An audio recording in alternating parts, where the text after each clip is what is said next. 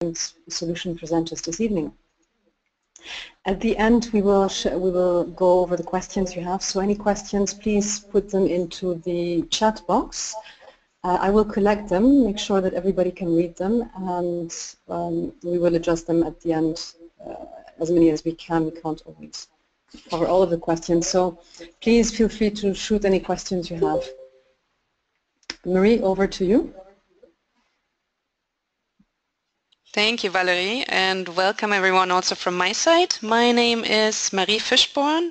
I coordinate the Panorama initiative for IUCN, and this is our 5th Panorama webinar. We are hosting this under the Blue Solutions project and jointly with GLISPA, the Global Island Partnership. So one of our speakers tonight is actually Kate Brown, the Executive Director of GLISPA.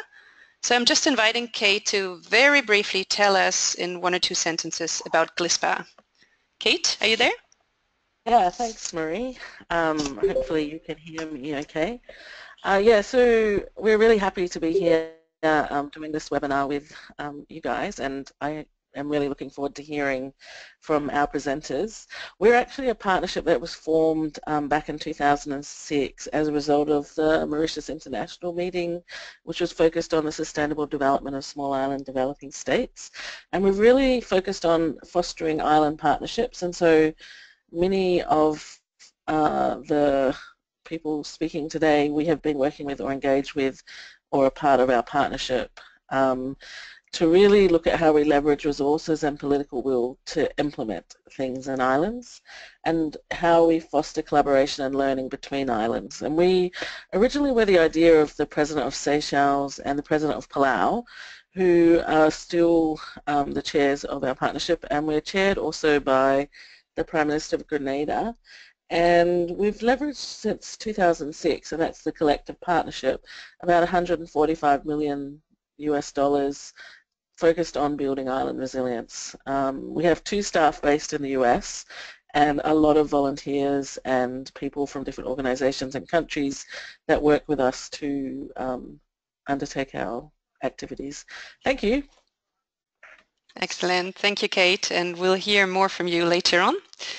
So let me just give you a quick overview of today's agenda. We will start with a brief introduction to the Panorama initiative, and after that we will hear from Willie Kostka of the Micronesia Conservation Trust and from Jabanex Batista of the Caribbean Biodiversity Fund.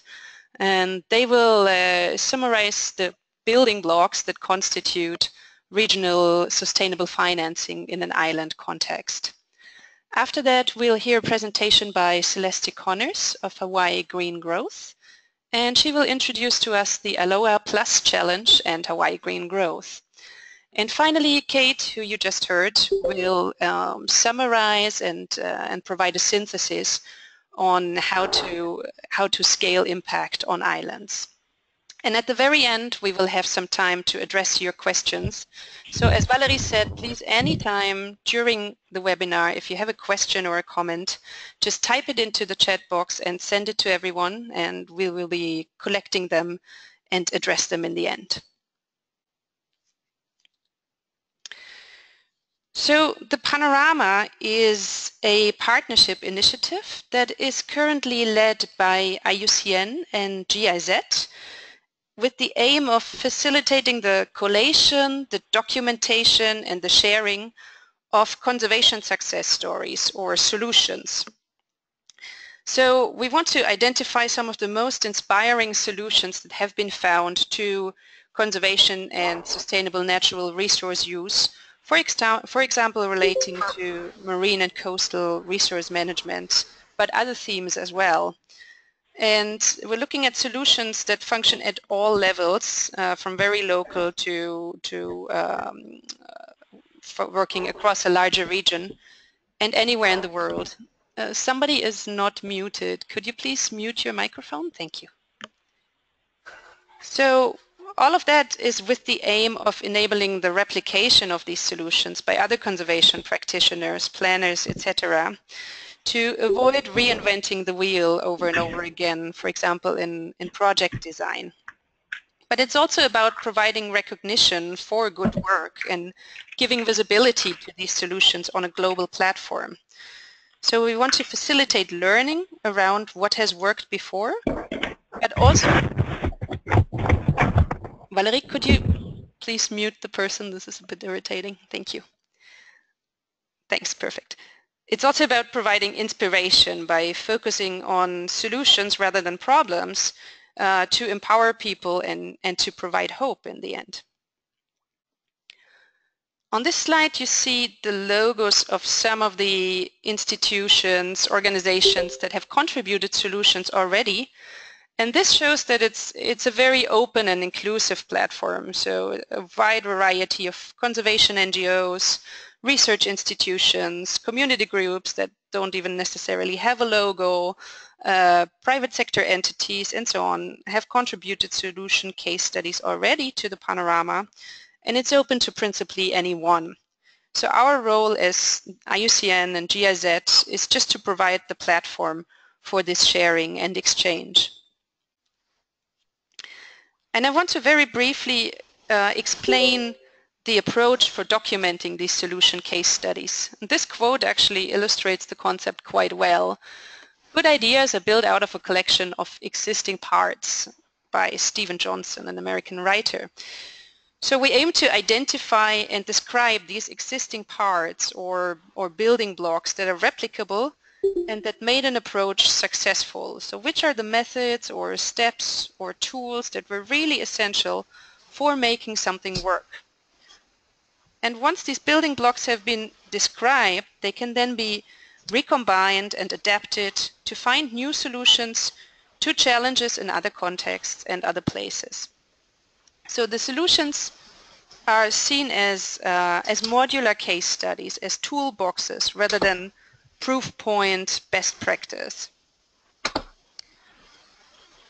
And we enable the sharing and the exchange around the solutions in a variety of ways through communication activities such as this webinar, but also social media, publications, through bringing people together in face-to-face meetings and trainings, and through an online platform to reach the global community. So it is all about connecting people around success stories and scaling up these success stories.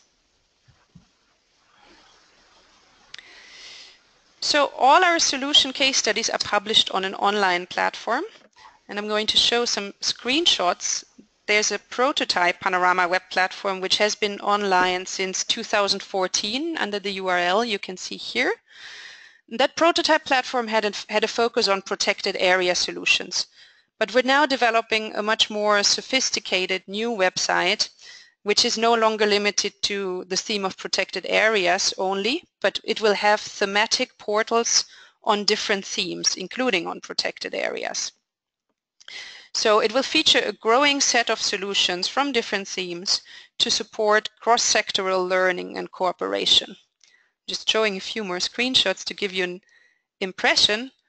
And this new site will actually be launched at the IUCN World Conservation Congress in Hawaii next month. So do look out for it, and we'll of course share the link with you as soon as it's available.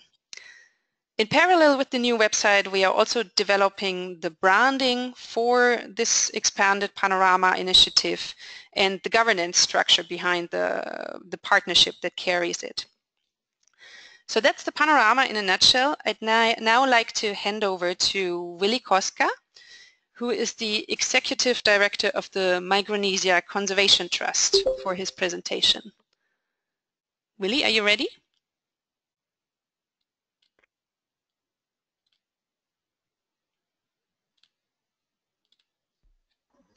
Hello, Marie. Can you hear me? Yes, we can hear you. Good morning. Good morning from Micronesia. And thank you for this opportunity to share our progress with the Micronesia Challenge and some of the lessons we've learned. As some of you know... Willy, sorry. Can you share your screen, please? We can't see your presentation yet. Can you see it? Hello? It's coming up. Now we can see it. Perfect. Thank you. So the Micronesia Challenge, which was launched in 2006, is focused on 5 major areas, and that is protected area networks, capacity building, integrated management, sustainable financing, and support policies. And it covers an area that's about 2.5 million miles of area that includes 3 countries and 2 jurisdictions, and about 600,000 people that live in Micronesia in those 5 jurisdictions.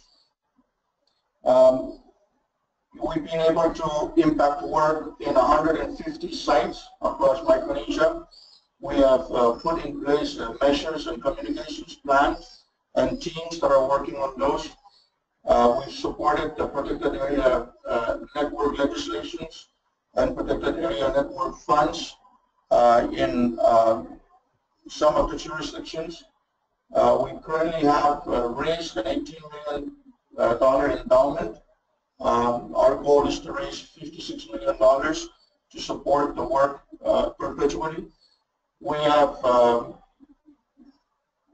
had close to 30 interns that have come through our program, and more than half of them are back in Micronesia working in conservation organizations and associated fields. We just launched the Bill Rayner Micronesia Challenge Scholarship, and of course the Micronesia Challenge has inspired other regional commitments all over the world. Now there are 3 major building blocks and things that have made it work for us. The first building block is the high-level political leadership and commitment from Micronesian leaders as well as others who supported the program thus far. You know, getting the TNC to support the program from the beginning, and garnering support from the President Organizal, who continues to be our champion on the Micronesia Challenge, has really helped us. You know, having TNC, Conservation International, and Jeff each contributing significant funds to the Micronesia Challenge endowment has really helped. Having a steering committee established by the chief executives who report directly to the chief executives at their annual meetings has also really helped, you know, with the work that we're doing in informing our leaders of our development and gaining their support for supporting the work, the ongoing work. Setting up a regional office and having a coordinator working on this on a regular basis has also really helped. And of course, the development of the sustainable finance mechanism, selection of MCT as the sustainable finance mechanism, an organization that's already been in operation, and an organization that has, you know, the good history in providing grants throughout Micronesia was also a very good decision by the leaders. The second building block is about strong partnerships. The Micronesia Challenge has been very fortunate to have the support team, which is comprised of international, regional, and local partners. Again, with the establishment of the measures team, which is looking at the progress of the Micronesia Challenge, really helped having those interns in place and using existing networks like the Micronesians in Island Conservation, Pacific Islands Managed and Protected Areas Community, you know, the Invasive Species Committee, LMMA, and of course getting the international support that we're getting from the Global Island Partnership has really helped to highlight the profile of the Micronesia Challenge and help us to raise the, both the technical support and the funding that is required to assist us be successful. And finally, the sustainable financing for the Micronesia Challenge. As I said, the selection of the Micronesia Conservation Trust to be the financing mechanism has really supported to make sure that the program continues to get funded. The development of a sustainable finance plan or a business plan has really helped us to understand and forge a way forward on securing the types of resources that we need. Again, we're focusing on raising a $56 million endowment. We're about $18 billion. Jurisdictions like Palau have put in place protected area funds that are raising funds going directly to their sites, which has really been a big plus for us. We do have some smaller sustainable financing mechanisms in place. We have a conservation easement that's supporting work in the island of Kusai, the first conservation easement in our area, and of course some smaller community-based revolving funds. So those are the main building blocks for the Micronesia Challenge and the things that have made work move forward for us. Some of the lessons learned quickly, bringing dedicated leaders together really does create strong regional initiative. Having a conservation trust in place that has the ability to continue to support the work has also been very helpful.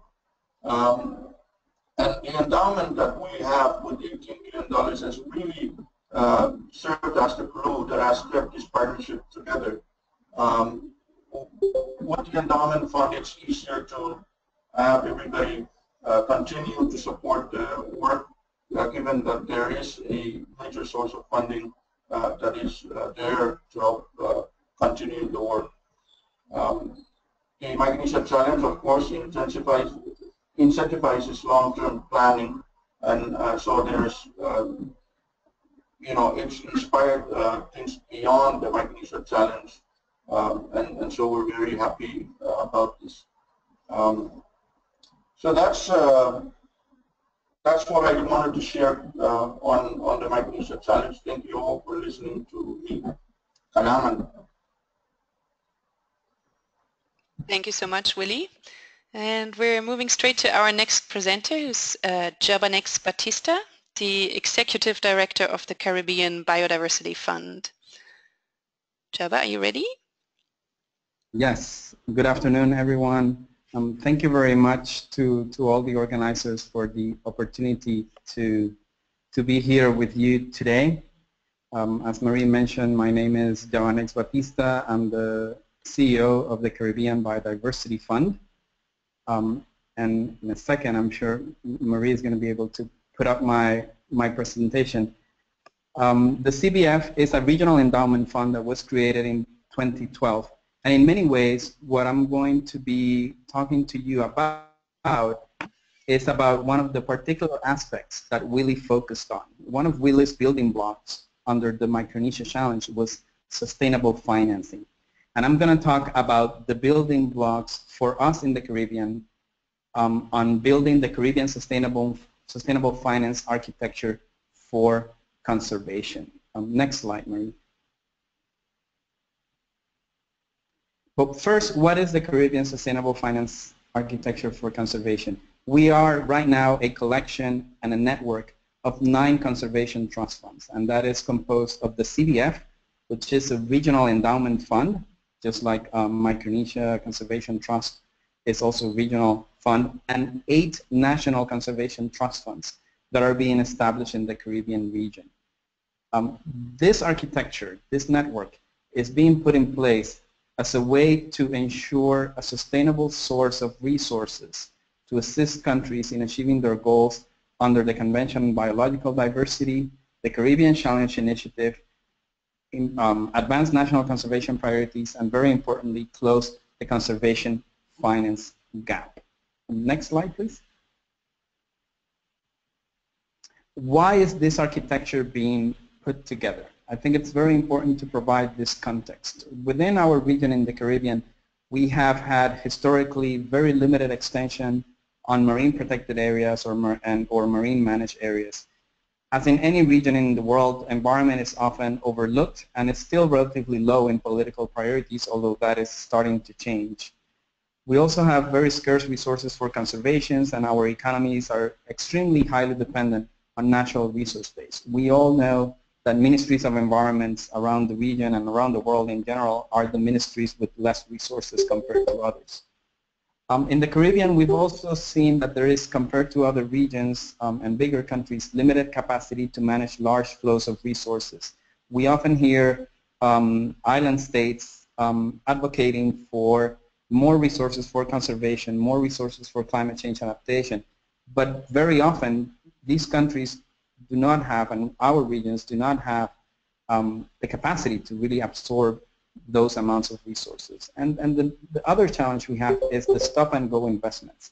We have often very large projects that start and end, but then every time that happens, you lose momentum in terms of everything that has been accomplished. And through this architecture, we try to address some of that. Next slide, please. In the next slide, you will see a very schematic representation of the architecture. And I won't go into the details, but I just want to highlight that you see the Caribbean Biodiversity Fund that serves as an umbrella regional endowment in our region. We have an endowment of $42 million. You see at the top our donors. And very importantly, at the bottom of the slide, you see 10 flags. The first 8 flags represent the CBF participating countries. And all of these countries have been assigned part of our endowment. The proceeds of our endowment are going to be channeled through those 8 initial endowment funds that I mentioned initially, and these endowments will also create additional financial mechanisms to increase even more the conservation pie, the conservation pie for action on the ground and on the water. And ultimately, the beneficiaries are the NGOs, the CBOs, and the government that have environment as at the center of their mission. Next slide, please.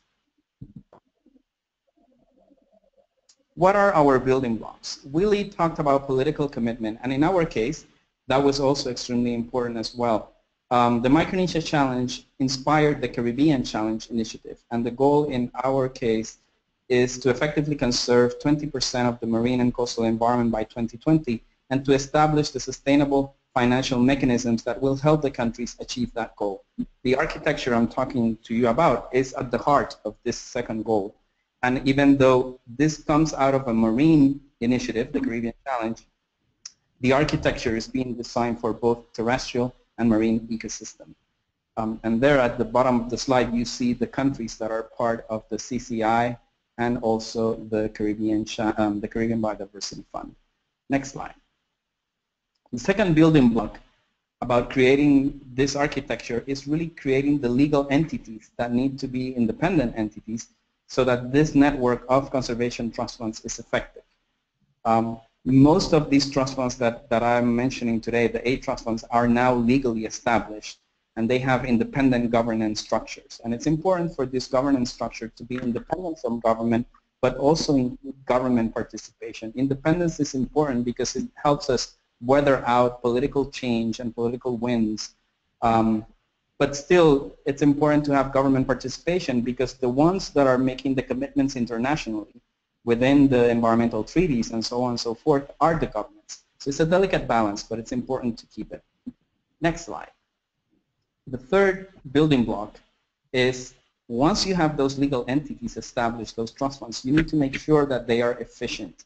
And this entails 2 main points: having the right human capacity and resources in place, staff, the board, etc., and also having the operational and technical skills that they need to be effective conservation finance institutions. And this goes from having the right office space, the operational systems like accountings, auditors, etc., to having their programmatic procedures like grant-making procedures and other policies to ensure that these are transparent institutions, because at the end, us conservation trust funds, we are financial institutions and we need to be extremely transparent and clear about all of our procedures to ensure that donors continue to support us in the future, and we can also then be accountable to the countries that we assist and the partners. Next slide.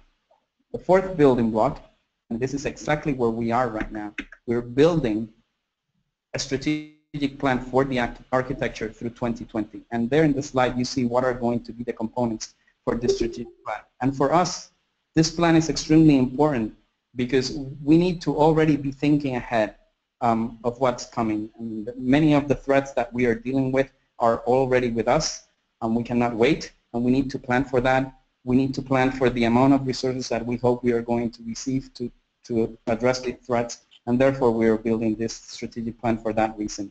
Next slide, please. And last but not least, the fifth building block for us in creating this architecture, financial architecture, is to have a very strong monitoring and evaluation system, and this entails two aspects: the financial resource monitoring for accountability, but also the conservation impact monitoring.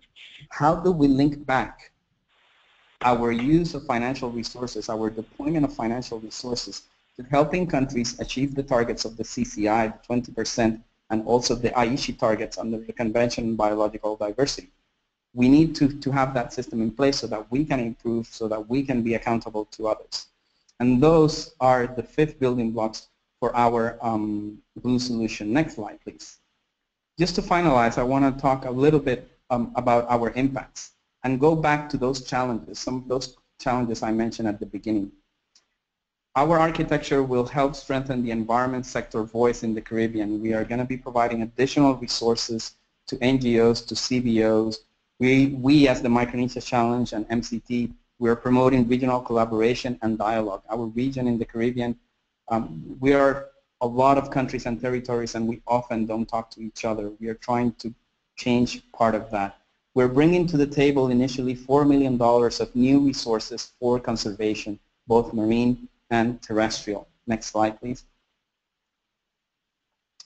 Fourth, we are creating the architecture, the institutions, the 9 conservation trust funds that are going to help to increase the absorptive capacity of our region to manage all the resources that are being requested and sought from the countries to address our needs in conservation and climate change adaptation. And last but not least, we hope also that this architecture will help create capacity for continuity between big investment projects.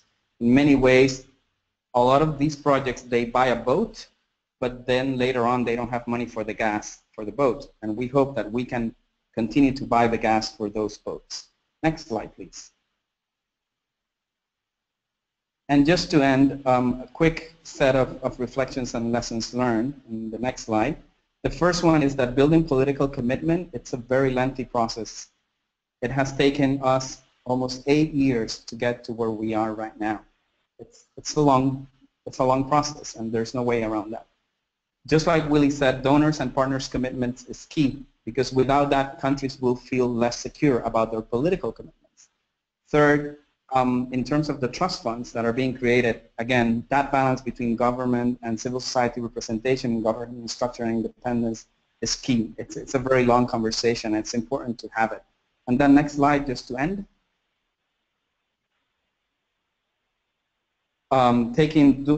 Establishing those systems that I mentioned before takes definitely longer than expected, and we need to find innovative ways of getting as much advice as possible from external sources. And very importantly, mistakes will happen along the way. We just need to recognize these, address them, and move forward. With that, I would like to end my presentation. In the next slide, you have my contact information.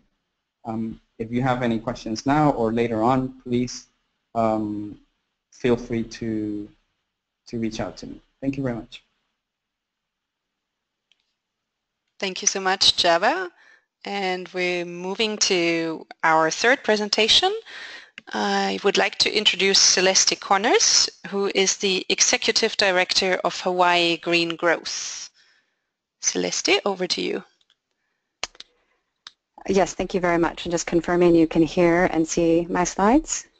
We can hear you. Give me just a moment to make you the presenter so that we can see your slides as well.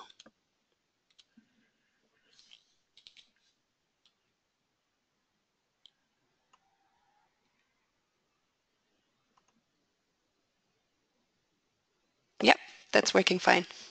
You're good to go. All right, well, good morning, good afternoon, good evening, everyone, and it's a pleasure to join you today and to speak after my colleagues, because the Aloha Plus Challenge, what I'll be talking about today, very much is a response, or I should say grew out of a lot of the momentum that was just discussed, things that were happening in Micronesia and Caribbean with the Micronesia Challenge and the Caribbean Challenge. And in a sense, what's interesting about the Aloha Plus Challenge and Hawaii specifically is that we are obviously located in the Pacific. We are part of the United States, however, so we have some similar challenges being an island economy to some of the areas that we just discussed, but at the same time, other context, I think, both geographic and the fact that we are part of the U.S. I'm just flagging a slide I think all of us on the call are very familiar with, the Global Sustainable Development Goals that were negotiated and agreed to in 2015. And the reason why I start this slide is because it provides context for the Aloha Plus Challenge, which actually predates the agreement of the Global Sustainable Development Goals, and it's actually an initiative that was launched in 2014 that identifies Hawaii's 6 statewide sustainability goals in these key areas. And so it was very much a product of something that was locally developed and born here in Hawaii. And to back up for context and the introduction that I think you provided earlier, I am the Executive Director of Hawaii Green Growth. And Hawaii Green Growth is a public-private partnership based in Hawaii, and we coordinate across private sector, government, and civil society across all of our different counties to help achieve Hawaii's 2030 sustainability goals, the 6 of them that you see on the slide here. Hawaii Green Growth is a partnership organization. We have over 100 members, again, that cover private sector organizations, government, and civil society. We were launched in 2011 on the margins of the Asia-Pacific Economic Cooperation, or APEC, meeting that took place in Honolulu. Green growth, some of you might recall, was the theme there, and that really inspired folks to launch Hawaii Green Growth. And the Aloha Plus Challenge, which was launched in 2014 with those same partners, was very much inspired by the Micronesia Challenge and the Caribbean Challenge. I think what my presentation will focus on is actually points 1 and 2 of Lily's presentation, which is the high-level political leadership that's required to make any of this happen, and really the strong partnerships that are required. I would have to say that we're still evolving on the sustainable finance area, but there are some updates on that. I just like the slide here that I'm showing. It's really recognizing that Hawaiian culture and values are the bedrock of both the Hawaii Green Growth initiative and the Aloha Plus Challenge initiative. And this is recognizing that sustainability was practiced many years ago by ancient Hawaiians. This is a picture of the ahupua'a structure. So society was structured in these types of ridge to reef or maukutamakai areas that were sustainability units. And so to recognize that what Aloha Plus Challenge is largely doing is both looking at a more modern context and modern, I would say, victories that we've made in conservation, biodiversity, marine management here in Hawaii, but that it has a much longer sustainability history. This is a picture of when the Aloha Plus Challenge was actually announced at the UN SIDS meeting in Samoa. John Holdren, who's the President Obama's science advisor, was actually one of the individuals that announced it at that time, and really noted that the Aloha Plus Challenge could be a model that could be scaled regionally and globally. Going back to the point on high-level political leadership, what is unique and significant about the Aloha Plus Challenge is that the signatories include all 4 county mayors in Hawaii, as well as the governor, the current and the former, and the Office of Hawaiian Affairs. It's the highest level cultural leader here in Hawaii, which we have not seen anywhere else in the United States, really, that you'd have all the mayors and the governor signed on and agreed to time-bound 2030 goals in these 6 key areas. Maybe to just refresh and remind, the 6 areas that Hawaii has identified are clean energy, natural resource management, smart sustainable communities, waste reduction, green workforce and education, and local food. What you see here is sort of a snapshot of our dashboard. So Hawaii Green Growth, as the de facto backbone of the Aloha Plus Challenge, basically coordinates with our partners, and we run a pretty detailed process, sustainability measures process that we coordinate across the state. We identify the relevant targets and indicators to track progress, and we're already tracking progress on an online dashboard that provides transparency, accountability, and actually helps communicate what we're actually doing to different stakeholders in Hawaii. The areas and the goals that we're already tracking progress on include clean energy that you see here now, natural resource management, waste reduction. We just convened a statewide meeting for local food production. We're working on smart sustainable communities, and at the upcoming IUCN World Conservation Congress, we'll be launching some of the discussions around green workforce and education that engage the youth. So I think, and again, what's significant is we're already tracking progress, and actually Hawaii's elected officials are holding themselves accountable to the things that they agreed. This is an earlier snapshot of our clean energy goal. You can see that it indicates whether we're on track. It's intended to be rather straightforward. This is Valerie interrupting just for a second. You fell away for a second as if the microphone was distant. If you could please repeat your last sentence. Thank you. Sure. Valerie, can you hear me now? Yes, now it's great. Okay, I apologize. So I just showed you the what appears on our online dashboard, which is on the state.gov website for Hawaii, tracking progress on energy. This sneak peek is outdated in the sense that we've already launched and we're live now with our natural resource management goal. And so in a sense, what the natural resource management goal includes are 5 sub-targets of biosecurity, marine management, invasive species, native forests. So it goes into much greater detail, and we're making our online platform much more user-friendly and with different visuals that folks can understand. You know, all of this is made possible because of the members and supporters. And go back to Willie's earlier point that really it's the strong partnerships, including that with the Global Island Partnership with GLISPA, which has made a lot of and all of this possible. You'll see GLISPA's on there as well as our counties. And what these institutions and organizations do is they provide both technical expertise, data, knowledge, and general support to get the high-level buy-in. This is just an image of why we think, in addition to the work that we're doing, it is critically important to support the backbone organizations, including those that are on the call today, GLISPA among those. In a sense, often we focus our resources and we focus our work on the actual work itself, which is very important. At the same time, backbone organizations are critical to making this happen. The organizations that are able to go across these various, cut across various sectors and silos to make this happen. So this is where we sort of see Hawaii Green Growth's role in this, both, as I said, coordinating on the high-level goals, the targets and the indicators, and then the action agenda to make this possible. I really liked, I think, Marie, your earlier framing of shared solutions, connecting the dots, and looking at opportunities to scale up.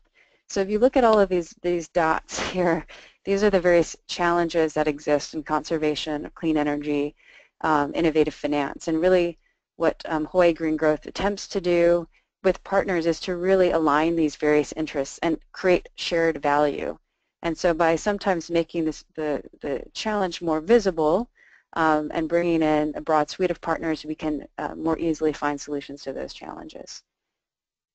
As many of you probably know, the IUCN World Conservation Congress is taking place in Hawaii next month, in fact. And we've been working very diligently with partners, both to highlight issues and areas that Hawaii is focused on, but looking for opportunities to partner and really to help catalyze investment in Hawaii and natural capital in the areas that we've been talking about with our various partners. Just one note while we have not yet looked at, there are various and different types of funding available to the different initiatives that we work on. As a developed country, obviously we don't have a lot of the resources that developing countries might have access to. However, one thing to note is this past legislative session, we worked with partners to launch the Aloha Plus Natural Capital Investment Partnership, which is a joint public-private conservation commitment intended to drive action on the natural resource management goals specifically. And this initiative really aims to increase Hawaii's freshwater availability by 100 million gallons per day and increase the percent of state waters and shorelines that are within the designated management areas. So the partnership calls for both doubling Hawaii's public investment in natural resource management by 2025, which is hugely important, and then to leverage this with private and philanthropic contributions. So on that, the governance structure of the different partnership is now being discussed and worked out, but we hope even again we can learn from our colleagues in the Caribbean and Micronesia and elsewhere on what's happening and ways that we can combine together, look at connecting the dots for various solutions. So that's the end of the presentation. I'll leave you with this lasting image of Hawaii's 6 2030 sustainability goals. Thank you very much. Excellent. Thank you, Celeste. And just a reminder to everyone that we're keen to receive your questions or comments. So please, if you have something to share or you'd like to ask something from any of the presenters, please type it in the chat box. And we're now moving to the last presentation. We'll hear again from Kate Brown, the Executive Director of the Global Island Partnership. And Kate, I would just like to kindly ask you to stick to the time because we're running a little bit late. Thank you. No problem. I just need the, yeah, thank you. I'll just, okay.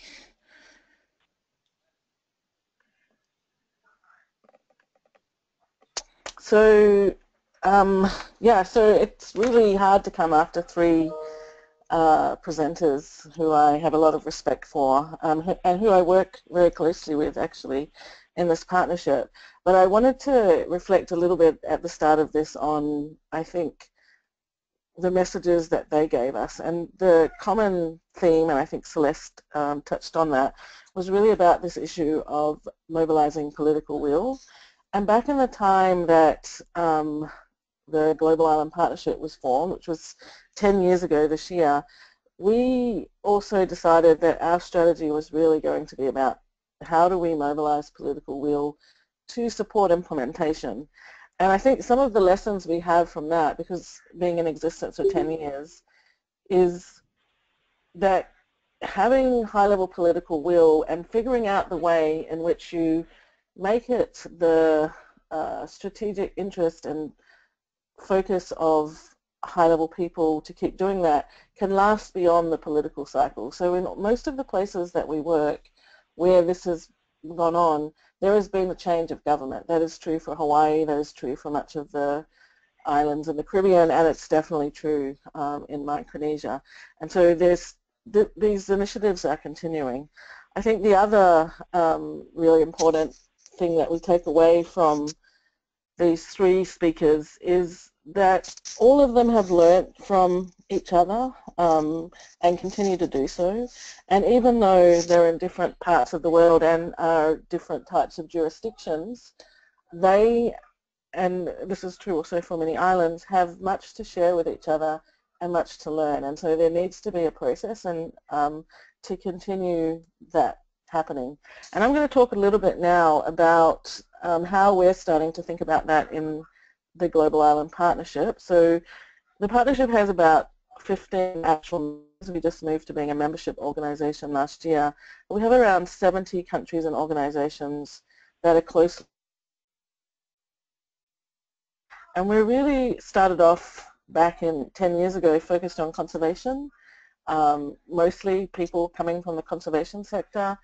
As we evolved and that kind of outreach to political leadership and the fact that we had two presidents as the chairs of the partnership, we realized that we needed to look both at conservation but also at the issue of sustainable livelihoods.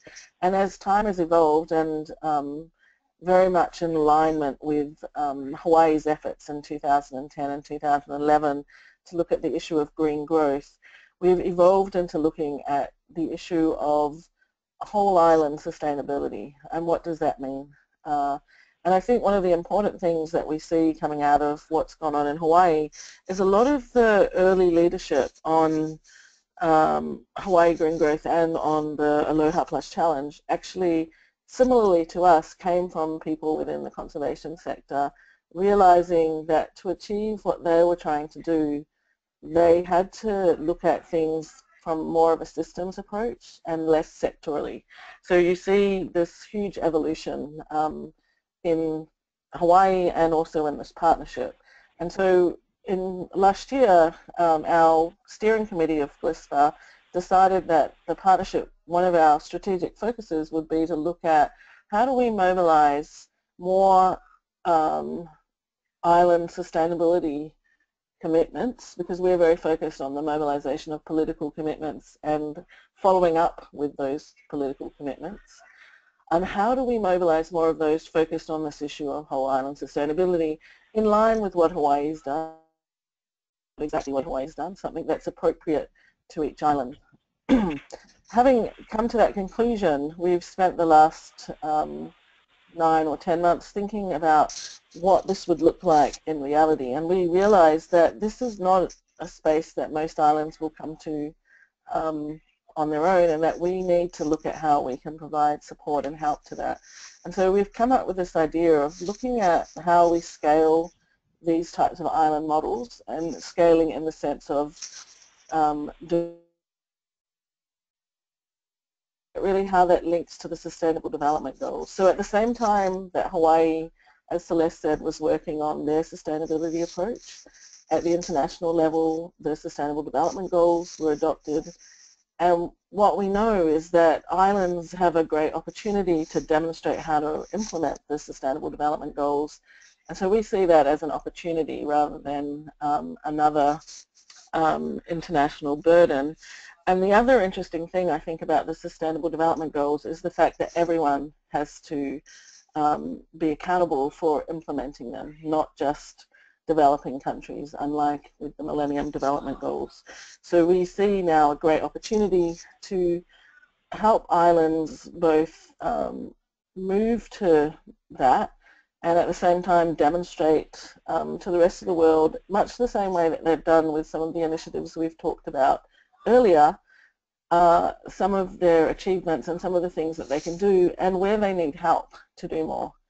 So if we look at the issue of kind of moving to island sustainability, we broke that down into what you would need to do if you were going to try and look at kind of the big picture of island sustainability. So we realized that there's really important to look at the issue of goal setting, and this is in line with... This is Marie. Sorry to interrupt you. I think your slides are not advancing. It seems like you're talking about the second slide now, but we can still see the first one. Well, I can see the second one. Did you... Maybe you'll need to do it, because I can see them. Yeah, because I can see the second one. Okay, let's do it from my computer. I'm not sure how I would make it not be the second one. Can you... Okay, is this working?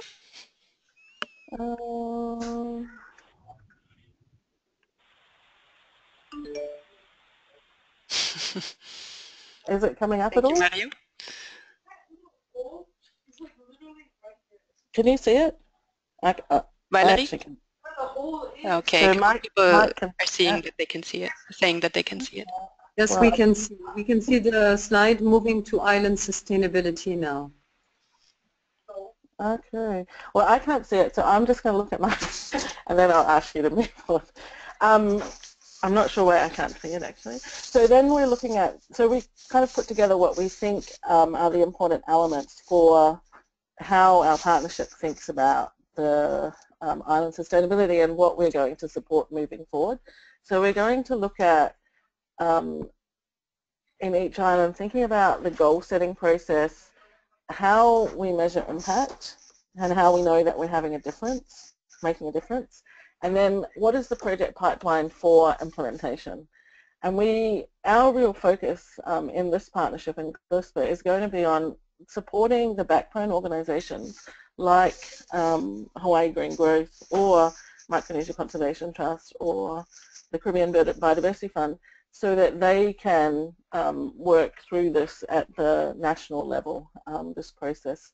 And if you could move to the next slide, Valerie. Are you there? Because I still can't see.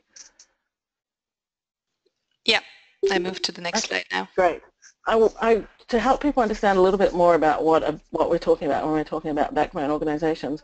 So our partnership is in fact a backbone organization to all of these other things, but at the national level, organizations like Hawaii Green Growth and the others that we've mentioned are also in some ways playing that role at the national and regional level, looking at how do they foster public-private partnerships, whether that is the backbone or whether they foster those to happen, the issue of collaborating and coordinating beyond just a sectoral approach, so looking at beyond sectors, and I think Celeste touched on this really well. The issue of really managing a process for measuring impact. So in our partnership, we actually have a measurement process for measuring the impact of this partnership. And in all commitments that are happening on our platform, we are encouraging them to have measures as part of the process of making a commitment. And then really this issue of communicating and engaging and enabling the public to be part of this. These initiatives really need dedicated people. They need people there whose job is just to support this work. And the backbone organization can also provide strategic guidance, both to the organizations that are and government that are taking part in these initiatives, but also more broadly in terms of engaging outside of their islands and with others to learn more. As part of this scaling initiative, we're also, Valerie, if you can move one slide forward to number 4, looking at what we as a partnership in terms of GLISPA can do to support more of these backbone type organizations to form, really looking at forming a peer network, which existence previously, but we want to formalize that more to support multiple backbone organizations to function, to learn from each other, and to be impactful. And so in this partnership, we're looking over the next couple of years of really how do we support this work to happen. We'll see this to being announced in some way at the World Conservation Congress.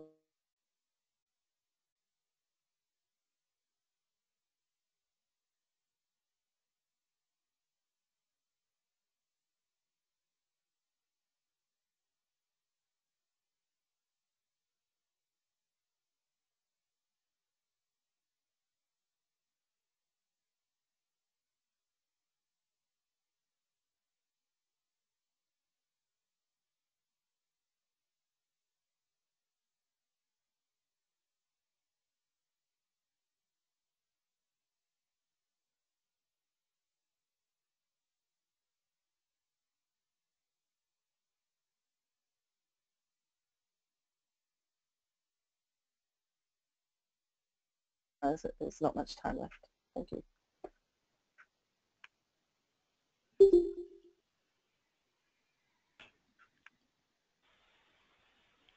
Thanks, Kate.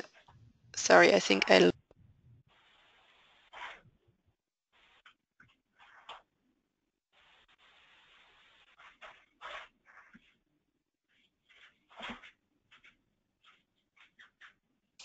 Hi, Marie fell away just there. Thank you very much, Kate, for your presentation. We'll move to the questions now. I have a first question for Willie by Bruce Potter. Bruce, thank you for the question. So, Willie, if each TNC, CI, and GEF contributed 12 million to endowment of MC, how come current amount is only 18 million? Willie, over to you. Thank you. So they not each of them, together they contributed $12 million. And then the government's also added their match as well. but it was 3 million from TMC, 3 million from CI. And sorry, Willie, if you allow me, can you please speak very slowly and loud, because it's a little bit difficult to hear you. There's some echo in the background. Thank you. Yeah, thank you. So the Nature Conservancy and CI each contributed $3 million. So that was $6 million. And then the Global Environment Facility contributed over $5 million, close to $6 million to the endowment. Does that, so that comes out to $12 million for the 3 organizations. And then the countries themselves also put in their matching requirements. So the total is about $18 million. Yeah. Excellent. Thank you very much, Willie, for your answer. I hope this clarifies. If people have further questions, they can be addressed after the webinar. And everybody can still go over the webinar as it's concluded, and we'll share the link with you later. I have a second question. This one is for Jabba. So, and this question is from Mario from Karen Islands in Mexico, asking which activities are the most promoted and what ecosystems these activities are, which ecosystems and activities are of greater representation, for example, coasts and inland seas. Jabba, over to you. I hope you understand the question. Yes, thank you very much. That's a very good question. The genesis of the CBF and the architecture, as I mentioned, come from the Caribbean Challenge Initiative, which is a marine-focused, coastal-focused initiative. So given the lack of attention to marine and coastal issues in our region in the last few decades, we are expecting that a lot of our funding, that a lot of the projects that are going to be implemented are going to be on marine and coastal ecosystems. However, all the trust funds that are being established, including the one I represent, we have missions and objectives that are very broad to ensure that as priorities change, different institutions can take action on conservation, on climate change adaptation as needed. So we need to have a broad agenda, but we need to prioritize that agenda. And most of those decisions, particularly of the resources that we are going to be channeling to the conservation trust funds, the ones that are going to be making the decision on what to prioritize are going to be the boards of those institutions, which are composed of mixed NGO, government, and private sector in all cases, basically. So we are trying to really also build that collaboration between those 3 different sectors in determining what are the priorities that need to be addressed first, and also depending on the resources flow. So I hope that answers the question. Thank you very much, Jabba, for your answer. We're actually up with time, but I'll shoot for the last question anyway for those who can still stick around for a minute. And maybe Kate would like to answer. This question is from Luis Villanueva Cubero, saying, I would like to do a question for any of the presenters regarding funding. It says, Puerto Rico is a U.S. territory, so that makes us developed, in quotation marks, but we have some of the problems that developing countries have. How do you recommend approaching international development organizations for environmental projects, for example, the purchase of lands for conservation purposes? I actually think that Jabba is a better person to answer that, because he actually is from Puerto Rico.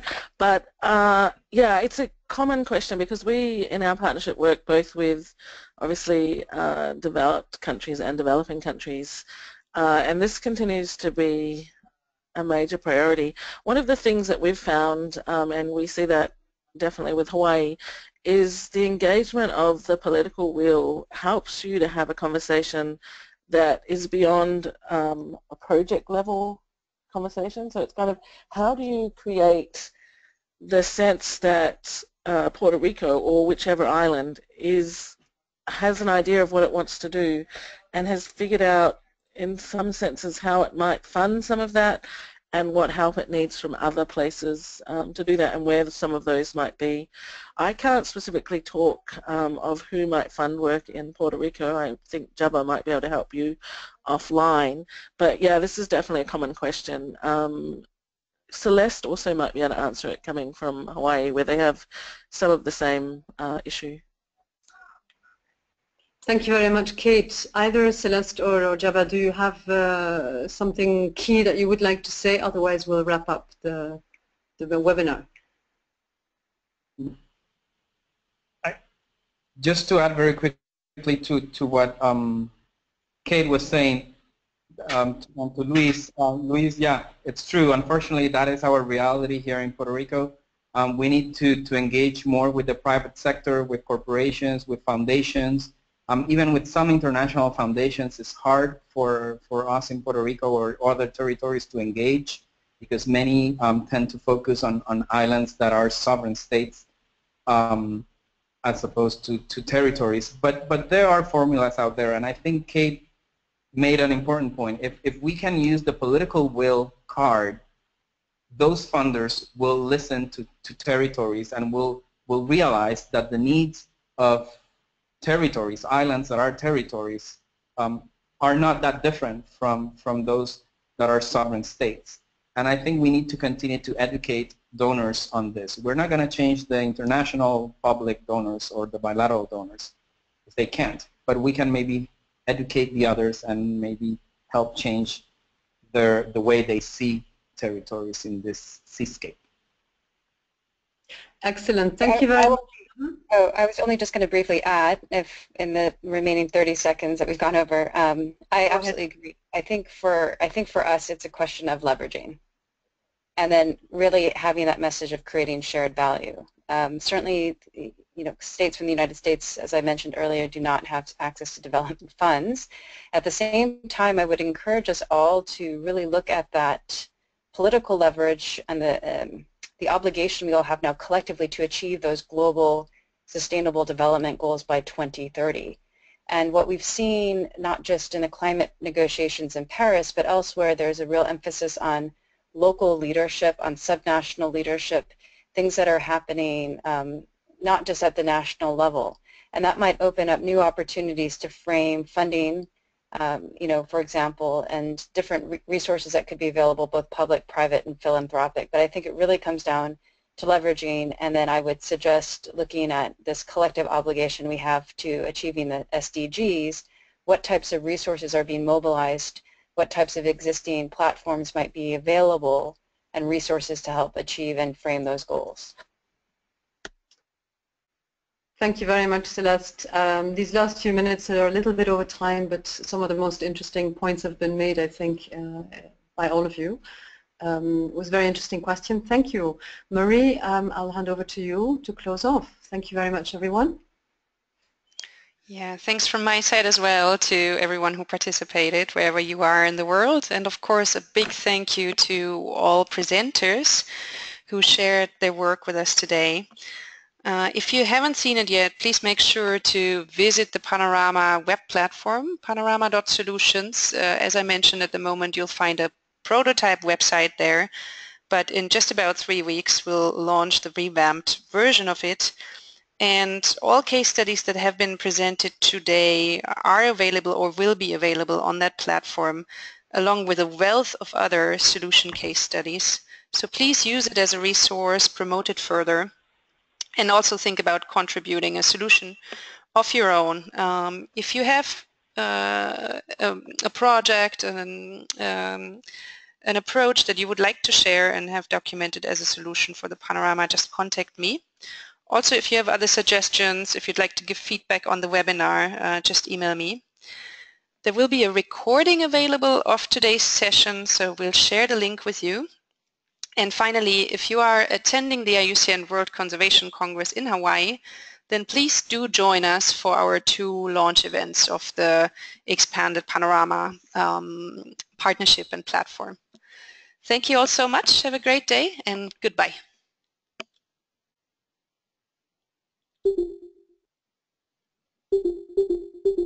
you.